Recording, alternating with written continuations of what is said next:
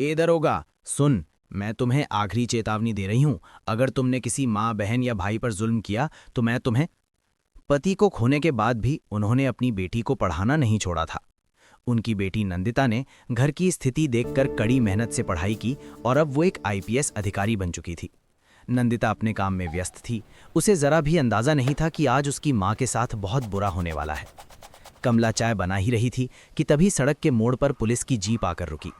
एक भारी कदमों की आवाज सुनाई दी और बाजार में कई लोग शांत हो गए। इंस्पेक्टर राघव, जिसकी उम्र 35 से 36 साल थी, वो अपने रोज के अंदाज में बोला, ओ कमला, एक कड़क चाय बना और जल्दी कर, मुझे बहुत काम है। कमला ने घबराते हुए कहा, जी साहब, अभी बनाती हूँ। ये रोज का सिलसिला था। राघव चाय पीता, बिस्किट उठाता और फिर बिना पैसे दिए चला जाता। कमला कई बार सोचती कि उसे मना कर दे, लेकिन तुरंत डर आ जाता कि सरकारी आदमी है, कुछ बोल दिया तो मेरी दुकान ही हटवा देगा। राघव हमेशा की तरह चाय पीकर जाने लगा। तभी कमला डरते हुए बोली, साहब, बस आज चाय के पैसे दे दीजिए। मैं आपसे कभी पैसे नहीं मांगती, लेकिन घर चलाना मुश्किल हो रहा है, बस इसीलिए। ये सुनते ही राघव रुक गया। उसका चेहरा गुस्से से लाल हो गया। क्या बोली तू? कमला ने हिम्मत जुटाकर कहा, साहब, मैं गरीब औरत हूं। आप रोज चाय पी जाते हैं, बिस्किट भी ले जाते हैं, पर कभी पैसे नहीं देते। प्लीज साहब, चाय के पैसे दे दीजिए। बाजार की नजरें मुड़ गईं। कुछ लोगों ने मोबाइल निकाल लिए। राघव दहाड़ उठा, तू मुझे सिखाएगी? मेरे सामने पैसे की बात करेगी? तू भूल गई कि मैं पुलिस इंस्पेक्टर हूं। इससे पहले कि कमला कुछ संभल पाती, राघव ने उसकी चाय की केतली को जोर से लात मार दी। केतली गिरकर जमीन पर खनखनाई, उबलती चाय फैल गई और कमला का दिल जैसे टूट कर गिर गया। साहब, ये क्या कर रहे हैं? पर जवाब में आया, ज्यादा बोलेगी ना तो तेरी दुकान यहीं से उठवा दूंगा। तेरी इतनी हिम्मत कि तू मुझसे पैसे मांगेगी? मेरे सामने बोलने की किसी की हिम्मत नहीं होती और तू मुझसे जबान लड़ा रही है। फिर उसने एक कदम आगे बढ़कर सबके सामने कमला को जोरदार थप्पड़ मारा। कमला की आंखों से आंसू निकल आए। बाजार में अचानक सन्नाटा छा गया। लोग चीखना चाहते थे, बोलना चाहते थे, लेकिन सरकारी वर्दी का डर कई मुंह बंद कर देता है। मगर एक लड़का चुपचाप सारी घटना रिकॉर्ड कर रहा था। कमला का चेहरा एक तरफ झुक गया, आंखों से आंसू निकल आए। वो रोते हुए बोली, साहब, माफ कर दीजिए, मैं कभी भी आपसे पैसे नहीं मांगूंगी। राघव ने एक आखिरी नजर फेंकी। अगली बार पैसे का नाम लिया ना, समझ जाना क्या होगा। और वो अपनी जीप में बैठकर चला गया। इस बार एक चुप रहने वाला इंतजार नहीं कर पाया। बाजार में खड़ा एक कॉलेज का लड़का रोहित काफी देर से मोबाइल पकड़े सब रिकॉर्ड कर रहा था। वो धीरे से आगे आया और बोला, आंटी, डरिए मत, पूरा वीडियो मेरे पास है। कमला घबरा गई। वो समझ ही नहीं पा रही थी कि ये ठीक करेगा भी या मेरी दुकान और बेटे ही मुश्किल में डाल देगा। तभी एक और लड़का बोला, आंटी, ये इंस्पेक्टर बचने वाला नहीं है। वीडियो अपलोड कर दिया है, देखना आज पूरा शहर देखेगा कि कैसे वर्दी का गलत इस्तेमाल कर रहा है। कमला के हाथ कांपने लगे, आंखों में डर, अपमान और बेचैनी थी, लेकिन अब कुछ रुक नहीं सकता था। वीडियो सोशल मीडिया पर चढ़ चुका था। कुछ ही घंटों में वीडियो आग की तरह फैल गया। सैकड़ों टिप्पणियां आने लगीं। शर्म नहीं है इस इंस्पेक्टर को? चाय वाली अम्मा को मारा, इतना घमंड, कार्रवाई चाहिए। इस वीडियो ने शहर हिला दिया। स्थानीय news page, WhatsApp group, Instagram, सब जगह यही खबर घूम रही थी। लेकिन असली मोड़ तब आया जब वीडियो नंदिता वर्मा, नई नवेली आईपीएस अधिकारी के फोन तक पहुंच गया। ऑफिस में बैठी थी नंदिता। उसकी मेज पर फाइलें थीं और सामने पुलिस विभाग की मीटिंग का नोटिस। तभी उसका एक सहयोगी बोला, मैम, ये वीडियो देखिए, चाय वाली आंटी को इंस्पेक्टर ने मारा है, सब सोशल मीडिया पर वायरल है। नंदिता ने मोबाइल लिया, वीडियो प्ले किया और उसके दिल की धड़कन रुक सी गई। वीडियो में जो औरत थी वो कोई अजनबी नहीं, उसकी अपनी माँ कमला थी। थप्पड़ पड़ने की आवाज जैसे उसके दिल पर पड़ी चोट हो। उसकी आंखें भर आईं, हाथ कांपने लगे। बचपन की यादें किसी तूफान की तरह दिमाग में लौट आईं। माँ की मेहनत, माँ की भूख, माँ के सपने, और अब उसी माँ को कोई सड़क पर थप्पड़ मार दे। नंदिता की मुट्ठियां कस गईं, उसकी आवाज़ भारी हो गई। मेरी माँ के साथ ये हुआ है, अब ये इंस्पेक्टर बच नहीं पाएगा। वो तुरंत खड़ी हुई और आदेश दिया, मैं आज ही घर जा रही हूँ। अब वर्दी की ताकत किसी पर नहीं, न्याय के लिए इस्तेमाल होगी। उसने अपना बैग उठाया और उसी शाम की रेलगाड़ी पकड़ ली। सुबह सुबह अपने पुराने घर के दरवाजे पर उतर गई। गली की वही पुरानी खुशबू, वही पेड़, वही मोड़, लेकिन अंदर एक उथल पुथल थी। दिल में दर्द, गुस्सा और एक सर्द खामोशी। दरवाज़ा धीरे से धकेला। अंदर कमला चूल्हे पर रोटी बना रही थी। थकी हुई आंखें, सूजा हुआ चेहरा, जैसे दुनिया ने एक रात में उनसे सालों की उम्मीद छीन ली हो। नंदिता की आंखें भर आईं। उसने माँ के कंधे पर हाथ रखा। माँ कमला चौंक कर मुड़ी। अरे नंदिता, तू इतनी जल्दी बेटा, तूने बताया भी नहीं। नंदिता ने माँ को गले लगाया। गले लगते ही उसे महसूस हुआ माँ का शरीर कांप रहा है, जैसे वो अभी भी उस थप्पड़ की चोट सह रही हो। नंदिता ने धीरे से पूछा, माँ तुम ठीक हो? कमला ने झूठी मुस्कान से कहा, हाँ ठीक हूँ बेटी। लेकिन वो झूठ नंदिता की आंखों से छिप नहीं सका। नंदिता कुछ देर तक माँ को देखती रही, फिर मन में एक योजना तैयार हुई। माँ, मैं थोड़ी देर में निकलती हूँ, थोड़ा काम है। नंदिता ने घर का एक साधारण सा सलवार सूट पहना। ना अफसर वाली चाल, ना कोई पहचान, ना कोई आदेश देने वाली आवाज़। वो एक आम लड़की की तरह थाने के गेट पर पहुंची।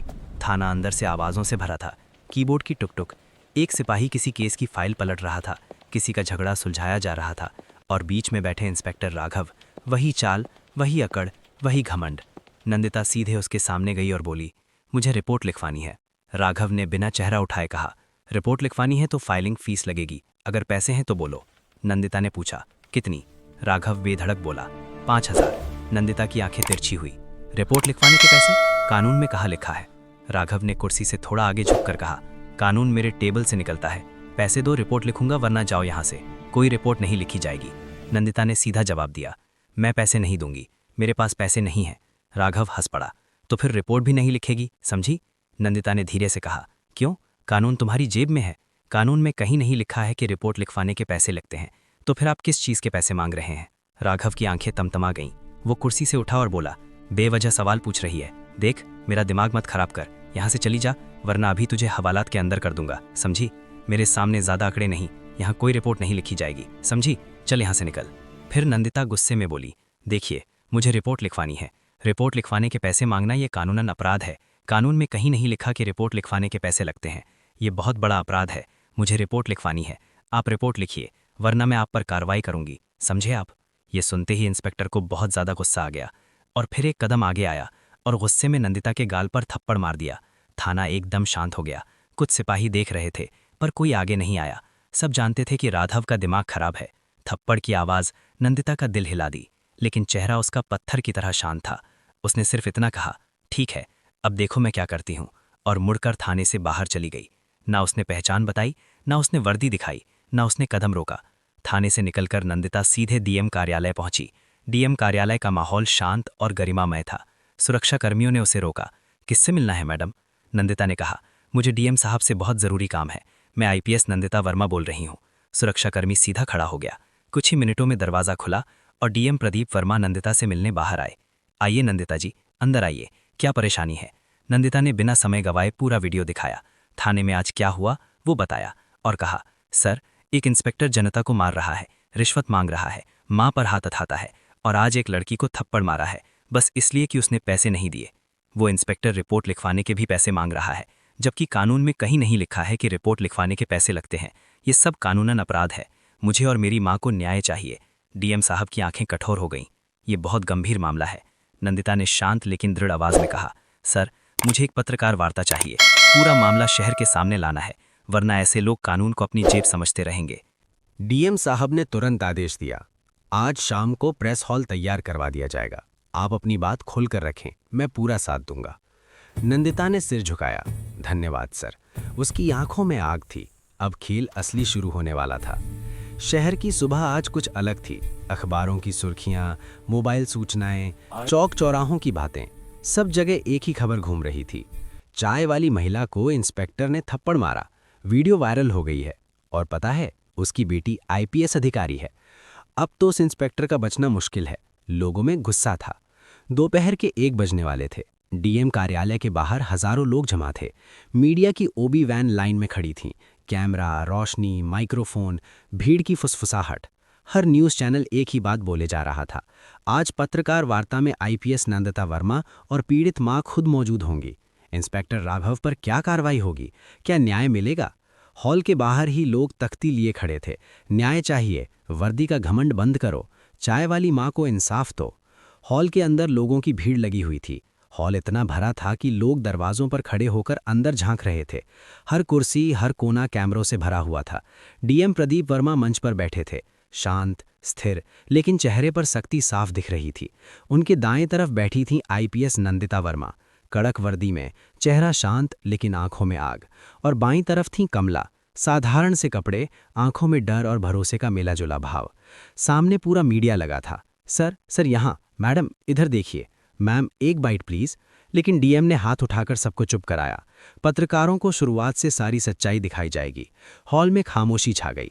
डीएम सर ने धीरे से कहा, कमला जी, आप अपनी बात जनता और मीडिया के सामने रखें। कमला ने कांपते हुए माइक पकड़ा। ये पहली बार था जब इतने लोगों के सामने वो बोल रही थीं। मैं चाय बेचती हूँ, हर रोज़ सुबह दुकान लगाती हूँ।